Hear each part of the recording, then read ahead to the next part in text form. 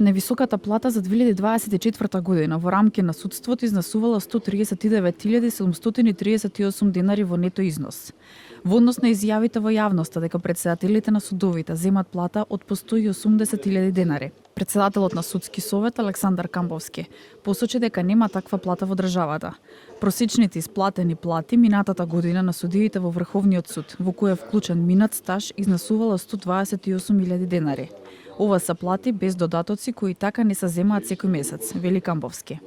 Судија, нето плата, основен суд, ви кажувам, основна надлежност 86.623 денари. Проширена надлежност 89.346. Преседател на основен суд 99.112 денари. Тие се платите за основните. Врховен суд. Судија 105.000, преседател 114.000. Овие плати што ви ги кажувам се платите основните. На овие плати има додавање на минат стаж. Според Камбовски, по состаноците со сите судови во Македонија, во планот за вработување минимум човечки ресурси кои се потребни во моментов се 300 луѓе, со цел да можат судовите да функционираат на минимум задоволителна основа. Судскиот совет прави планови на буџетот за следната година и веќе е при крај, за вработување и ревизија на сите судови, капитални инвестиции, реновирање на судски згради, набавка на опрема.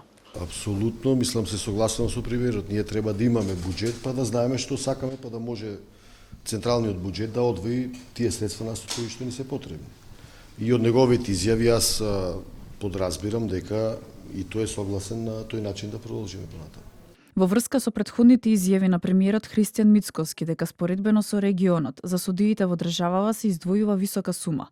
Камбовски вели дека можеби премиерот е во право доколку се спореди со БДП, колку е и колку од него се издвојува за судството.